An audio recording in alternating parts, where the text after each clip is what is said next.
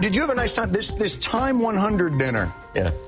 That must have been a lot of fun. I personally think People's Most Beautiful People is the honor that should be going to you. But the Time 100 is also a good honor. What was the dinner like? Oh, they had this like little entrees where they have like, you know, like 3 peas and every pea had a story. You know. And like they have like serve a duck as like this duck was left to roam into the fields of Vermont. Like did you have a pedicure before you kill it? I mean, yeah, did it have a massage? Well, its name was Frank. Yes. That was Egyptian comedian Bاسم Yousef with his friend and American counterpart Jon Stewart. Bاسm was honored as one of Time magazine's 100 most influential people of the year. And Bاسm joins us now along with Time magazine managing editor Rick Stengel. Good to have you both on board. Good morning. It's so good to meet you. Oh, I'm so thrilled. You know, I'm watching you guys and then I'm here in the same desk. I'm so happy. So we're big in Egypt. Rick, Willie told me that I was before. told this they before. went to Cairo and you. Yeah, they get Morning Joe in Cairo. Your story is incredible. Amazing I mean, story. there's so many layers to it. But let's begin with how you became a comedian, because you're a heart surgeon. Heart surgeon? How do you get from heart surgeon to guy who has his own show? Well, very quickly I was a heart surgeon, and then I volunteered with so many doctors, 1,000 doctors in Tahrir Square during the clashes, and then I was watching what was happening in the news, and then what was happening in Tahrir Square. So I decided to make amateur YouTube videos, 5 minutes YouTube videos, and it went viral. 2 months later, I had a fellowship offer in Cleveland for pediatric heart surgery in one hand and a TV contract in the other. No. So it's like Cleveland, and I went to the TV. I was going to say, White Story. Help people TV. Lives TV. But here's the thing. It's like it's what YouTube actually have transformed the country. Right. I mean, there were so many transformations. But now when we talk about freedom of speech, it's YouTube is the central part. It's not about like dogs on skateboards anymore. Right. It's a way and a mean of a freedom of expression. This is why in certain countries they close it down. I got to say though, seriously, it's hard to beat dogs on skateboards. Well, squirrels. It's very really difficult. cool. It's And very the difficult. squirrels. Water skiing. Water skiing. Oh. Nothing better than that. Anywhere else. I'm But sorry, Bاسm, Rick, go explain ahead. why your English is so good. That's another example of the power of Oh, television. I went to an English school, of course, but what's more important, I mean, they give you the language, but the humor, the references, it's like Seinfeld, Frasier, Friends of the Daily Show, of course, but it's the reference. The humor is a totally different language. So I can tell Americans what got you in trouble. Oh, what got me in trouble? Because I was in my show, I make fun of authority, and authority back home now is consisted of Muslim Brotherhood. There's some religious leaders, and so I got in trouble for saying a few jokes. I am facing charges of insulting the president, insulting Islam, while I'm a Muslim myself. Right. So it's weird. Spreading rumors. I think coming up, insulting the state of Pakistan, spreading atheism and homosexuality. I mean, thank God for telling a couple of jokes. Thank God the heavy hand of Mubarak was finally lifted from the Egyptian people. Yeah. I mean, come on, seriously. I mean, we talked about this yesterday.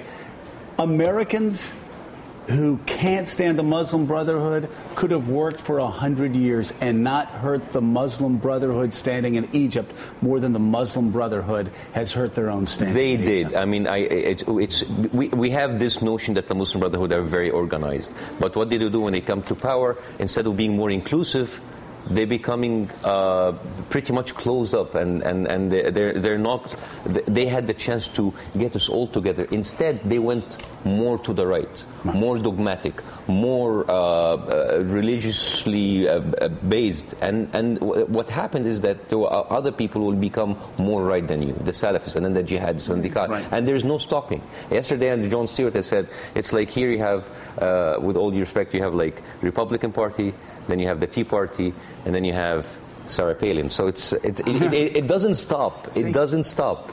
Sarah Palin jokes even kick it in Egypt. They're the best They're ones. legal. They're legal in Egypt. Is that legal? That's not getting. But as John wrote about Bassem, I mean, we're joking about it now, but when he makes jokes, it's at risk to his life and his career, right? I mean, we make jokes and there aren't that many consequences. There are consequences for him. I wonder then how you consider your role. You have 30 million viewers every Friday night. Wow. There are Bassem watch parties at cafes and in It's like villages. Super Bowl night every It's amazing. Willie and I are going to start doing this at the Holiday Inn on 57th and 11th. Absolutely.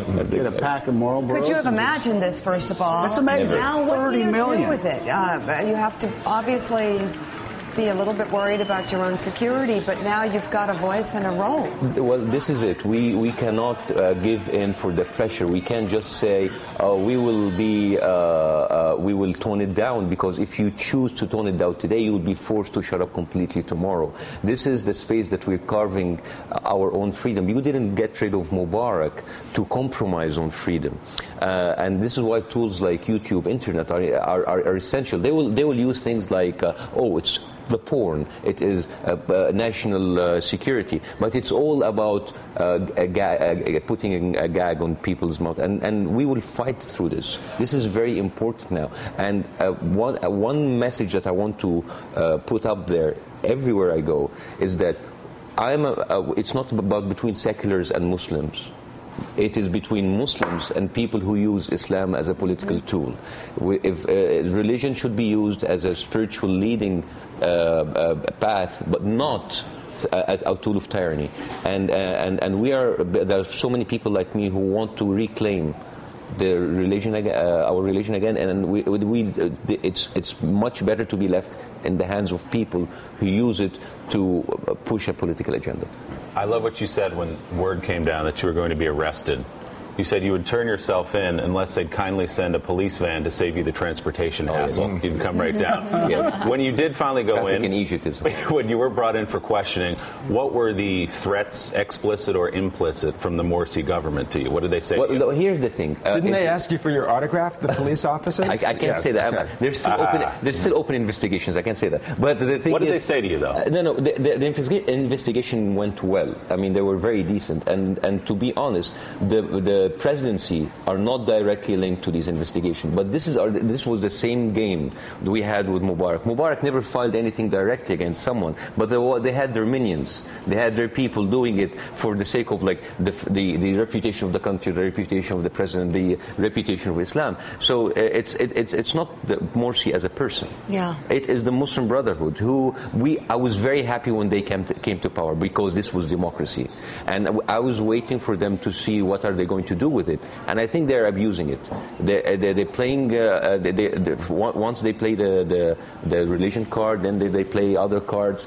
Democracy doesn't work this way. You came to power, you had obligations towards the people out, writing the constitution, making a balanced constitution, and they bailed out on these promises. So in the middle of such a difficult transition, you have probably one of the most powerful tools that people wouldn't predict, and that's humor. Well, here's the thing.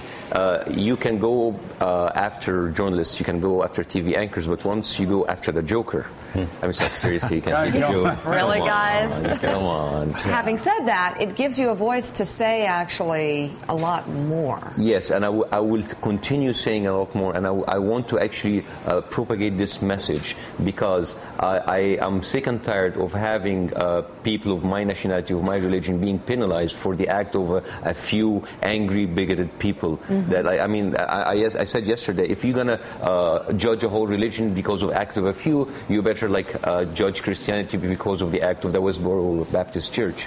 I mean, there's always this notion in the American media: why don't moderate Muslims speak up? Well, we are speaking up right now. A country like, for example, Afghanistan. Afghanistan is not an extremist country. It is taken over by extremist people, but the rest of the people just want to live a normal life. Mm-hmm. So it is about a time to take back, to reclaim the beautiful basis of the spiritual part of our religion. Rick, it's an amazing story. It's an amazing story, and have. Bassem is an example of this kind of democracy that can be born in the Middle East.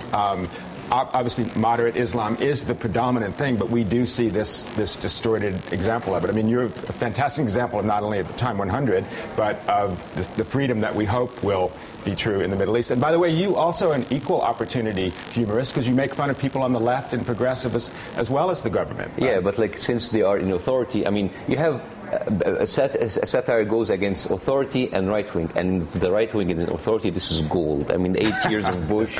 I mean, we should actually split our profits with them. Right. But here's the thing about theocracies, even hidden theocracy. I say that theocracies are like measles. You need to get it once to be immune for it against it forever. So we are passing through this, and I think things will get worse before it gets better, but hopefully it will get better. Bassem Youssef, thank you so much. It is such a pleasure to meet you. Rick Stengel, thanks. Thank you. Thank you Rick. as well, Thank always. You. We're hours away from the NFL draft. Analyst and Super Bowl winning coach John Gruden joins us. Speaking of an extremist. Yeah, really. This guy's crazy. Lord, you don't want him running your country. Yeah. Maybe your football team. We'll be right back. We'll be right back.